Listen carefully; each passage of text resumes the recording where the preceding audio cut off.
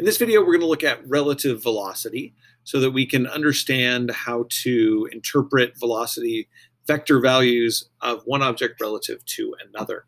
A kind of a famous, interesting story is this golf putt record, which is kind of a crazy thing, 9.232 miles with a putter.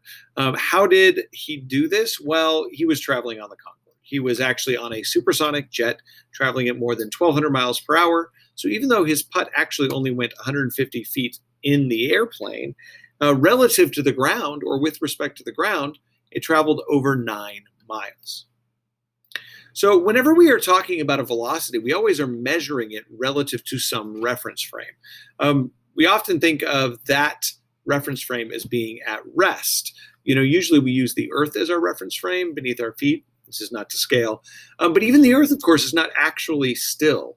It actually violates most of the rules for reference frames in some way or another, but it still works most of the time. Sometimes we want to change our reference frame. Sometimes we want it to be relative to something else. So a classic example of this is if you are lying on the deck of a boat and a cat scampers at 2 meters per second due north. This is what you measure the cat relative to the boat. That's the C and the B, the velocity of the cat with respect to the boat, the reference frame. And that's how we do this subscript. These subscripts. Velocity of cat relative to boat is 2 meters per second north. Now, if the boat is moving 4 meters per second north with respect to the shore, we now have the velocity of the boat with respect to the shore, boat, the shore, right?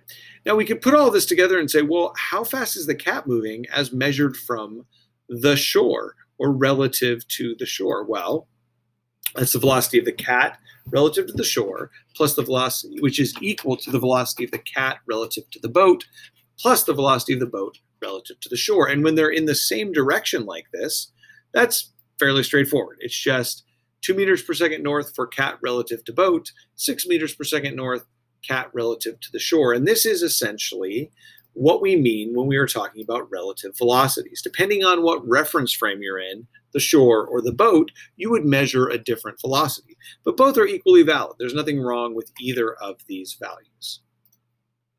The laws of physics should hold in both reference frames, as long as neither reference frame is accelerating. More on that later. So the key tools for this is we need to have a vector equation, right? The vector equation we wrote out before was the velocity of cat relative to shore equals velocity of cat relative to boat plus velocity of boat relative to the shore. The inner subscripts sort of chain together and go away, and the outer subscripts match what you had before, the cat and the shore. We can also do this as a vector diagram, right? Tip to tail, cat relative to boat plus boat relative to shore gives us cat relative to shore. Now, this doesn't just work in one dimension.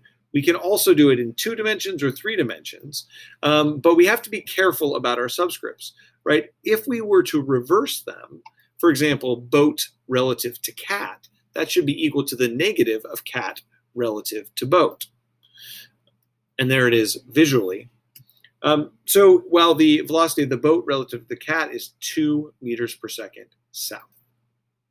And what that means is that if the cat were to imagine that itself being still, then you would observe the boat coming toward you. This is more common when we're not actually walking or running to experience this. If you've ever sat in a vehicle, looked out the window, and there's been a very large vehicle next to you, and that vehicle starts moving forward, you might get the sensation that you're actually moving back. It's that relative velocity thing. We can do this in 2 dimensions as well. If we have a ferry boat that can travel 8 meters per second in still water, the boat heads north across a 100-meter wide river with a current of 6 meters per second east. What is the boat's velocity with respect to the shore? Well, that's boat relative to shore. So first we need to find boat relative to water, that 8 meters per second, and then the velocity of the water relative to the shore. Well, graphically, it looks like this. North, then east, for a resultant at an angle. And then we can go a little bit further and we can actually calculate that value using the Pythagorean theorem because we have a right triangle. And then we can find the angle, it's pointing 37 degrees east of north. Now, we might want to answer a slightly different question. Instead of what happens if you try to go straight across, how could the ferry driver actually go straight across? Meaning the resultant vector should be straight across the river or due north. And for that, the riverboat driver would need to actually angle, the ferry driver would need to angle upstream a little bit so as to counteract that downward trajectory. So the velocity of the boat relative to the shore, still the velocity of the boat relative to the water, plus the velocity of the water with respect to shore. But now we're pointing the boat into the stream so that the effect of the water is to push it back into a straight line across the river. What is theta? Well, that's 37 degrees west of north. So there's a relationship between this and what we got in the previous example. We can solve this by doing an inverse sine because we know those two sides. And we get 49 degrees. And you notice that that 37 degrees west of north that we got in the previous problem is not the same value. And that's because now the velocity of the boat with respect to water is the hypotenuse, not one of the sides of the triangle. Right? You could also ask the question, how long will it take this ferry boat driver to get across the river? Well, now we need to know that actual velocity. How big is the velocity? Well, it is 5.3 meters per second. And 5.3 meters per second will take 19 seconds to get across the river.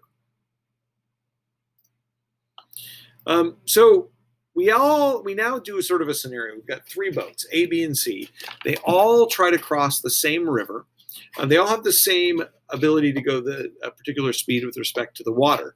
And the question is, if they all experience the same current going straight down, which one has the shortest trip? Will get there in the most direct path, right? So we could trace out what happens. Is A, because it will travel straight across. It will cover the least amount of distance and will go straight across the river because it's angled into the current to counteract that effect. Which boat gives the fastest ride? Well, that's going to be the one with the biggest component of velocity across the river. And that would be, this is asking for which one has the fastest velocity. That would be C, the biggest V total, right? And if we combine all their vectors, we can see that. And which one gets to the opposite shore first? Well, that's going to be B because it has the biggest velocity in the X direction. Last example here, a plane has an airspeed of 500 kilometers per hour. The pilot's destination is 800 kilometers north, but must head 20 degrees east of north to fly there directly because there's a wind.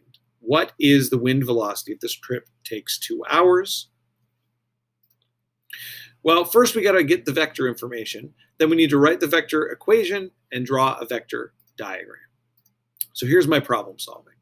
The velocity of the plane relative to the ground is 800 kilometers in 2 hours, or 400 kilometers per hour due north.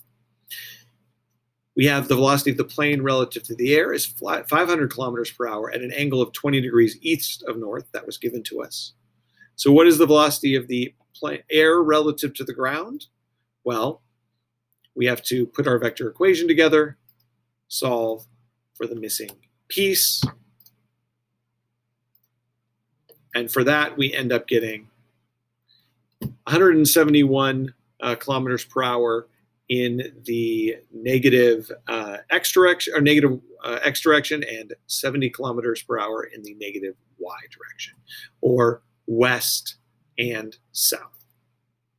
There's a video here that you might want to watch, frames of reference. It's pretty fun, kind of black and white video. You can watch this at your leisure. It talks a lot about how this works and what we observe when we switch reference frames.